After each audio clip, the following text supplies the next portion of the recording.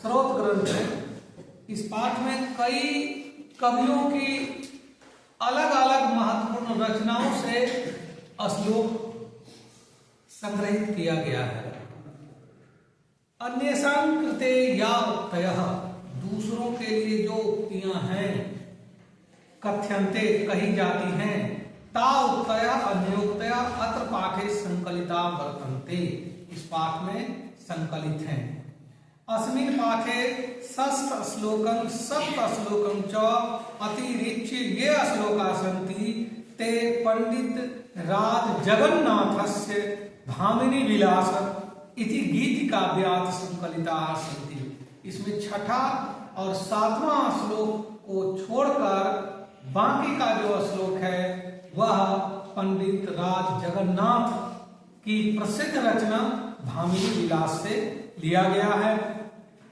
छठा श्लोक जो है वह महाकवि माघस्य शिशुपाल वधम इति महाकाव्यात् गृहीतः अस्ति।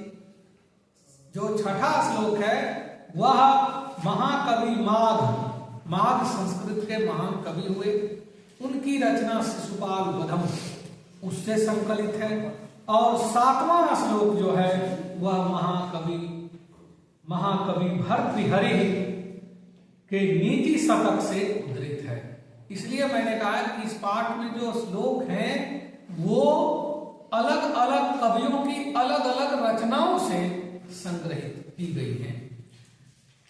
आप कवि परिचय में जान लीजिए, पंडित राज जगन्नाथ संस्कृत साहित्य के मूर्धन्य कवि थे, जिनको मुगल सम्राट शाहजहां के दरबार में भी सम्मानित किया गया था। मुगलों के शासन काल में भी किसी संस्कृत कवि को सम्मानित किया गया था। आप समझ सकते हैं उस कवि का क्या तेज रहा होगा, उनकी वाणी में क्या ओज रहा होगा, उनकी लेखनी में क्या दम पावर शक्ति रही होगी। पंडित राज जगन्नाथ की 13 रचनाओं के बारे में विशेष उल्लेख किया जाता है, जिसमें है गंगा लहरी, अमृत लहरी, सुधा लहरी, लक्ष्मी लहरी, करुणा लहरी, आसक्त विलासः, प्राणाभरणम, जगदाभरणम, यमुनाभरणम, रसगंगाधरः, भामिनी विलासः, जिससे यहाँ आपके सामने श्लोक प्रस्तुत किया गया है। और मनोरमा कुछ मर्दनम, चित्र मीमांसा खंडनम, एतेषु ग्रंथेषु भामिनी विलासः इति तस्य विविपद्यानां संग्रह। इन सभी ग्रंथों में, सभी रचनाओं में भामिनी विलास अति प्रसिद्ध रचना रही। महाकवि माघ की मात्र एक महाकाव्य शिशुपाल वधम यह प्राप्त है, महाभारत का अंश है। आप लोगों ने कहानी देखा भी होगा या सुना होगा। श्री कृष्ण ने शिशुपाल को बचपन में ही उनकी माता को शिशुपाल के लिए वरदान दिया था कि मैं 100 गलतियां इसकी माफ करूंगा, लेकिन जब 100 से अधिक गलतियां करेगा तब फिर मैं इसे दंड दूंगा, नहीं छोड़ूंगा। और ऐसा ही एक प्रयोजन था जिसमें आकर शिशुपाल ने श्री कृष्ण को गाली देना प्रारंभ किया और गालियां अनवरत देना शुरू किया। लोगों ने मना किया। उस दरबार में, उस सभा में भीष्म, अर्जुन, कर्ण सहित एक से एक योद्धा मौजूद थे।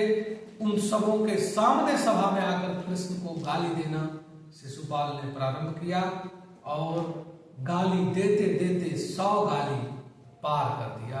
कहते हैं उसके बाद श्री कृष्ण ने सुदर्शन चक्र चलाकर वहीं पर शिशुपाल का वध किया। शिशुपाल वधम बहुत प्रसिद्ध रचना इनकी रही है। इसमें पाठ में अन्वय भी दिया गया है। मैं बार बार आपको कहता हूं कि श्लोक याद आपको कर ही लेना चाहिए, लेकिन साथ साथ उसके अन्वय को भी बार बार प्रैक्टिस में लाना चाहिए। पहला श्लोक है आपके पाठ में कि एकेन राजहंस हंसेन या शोभा सरसो भवेत् न सा वक् सहस्रेण परितः तीरवासिना। एकेन राजहंसेन या शोभा सरसो भवेत्। कहते हैं कि एक राजहंस से जो शोभा सरोवर का होता है, जो शोभा सरोवर की एक राजहंस से होती है, वह किनारे पर बैठे हजारों बगुलों से नहीं हो सकती है। तात्पर्य यह है कि हंस की अपनी मर्यादा है, हंस की अपनी परिस्थितियां हैं और बगुले की अपनी मर्यादा है, बगुले का अपना स्थान है। जो महत्व हंस का है, एक हंस का, वह महत्व हजारों बगुलों का नहीं हो सकता है। नदी की शोभा, नदी की सुंदरता एक हंस से है। कहा जाता है, तात्पर्य यह है कि एक ही काफी है। यदि वह कुशल है, यदि वह सच्चरित्र है, यदि वह संस्कारवान है, सदाचारी है, और सैकड़ों दुराचारी यदि एक जगह इकट्ठे हो भी जाएं, हजारों दुराचारी एक जगह इकट्ठे हो जाएं, तब भी वो एक संस्कारी सदाचारी जो व्यक्ति है उसकी बराबरी नहीं कर सकता है। कहा जाता है कि सैकड़ों मूर्ख पुत्र होने से अच्छा है एक गुणवान पुत्र होना। एक गुणवान पुत्र होना सैकड़ों मूर्ख, हजारों मूर्ख पुत्रों से अच्छा है। किस प्रकार से? जिस प्रकार से लाखों असंख्य तारे आसमान में होते हैं, लेकिन एक चांद नहीं होता है, तो रात पूरी काली रह जाती है, जिसको अमावस्या रात के रूप में आप जानते हैं। एक ही पाठ पढ़ाया जाए, एक ही टॉपिक पढ़ाया जाए, लेकिन वो अच्छी तरह से पढ़ाए हुए उसकी, ऐसा नहीं कि एक ही दिन में पूरा बुक समाप्त कर दें, खत्म कर दें और पता चले कि कुछ समझ में आया ही नहीं। ऐसा नहीं होना चाहिए। तात्पर्य है कि एक हंस ही सरोवर की शोभा के लिए काफी है। सैकड़ों बगुले सरोवर के किनारे, नदी के किनारे, तट पर बैठे हुए वो शोभा प्रदान नहीं कर सकते। ये आपके पहले श्लोक का अर्थ है। बंद कीजिए इसको। अब अगला श्लोक पर चलेंगे।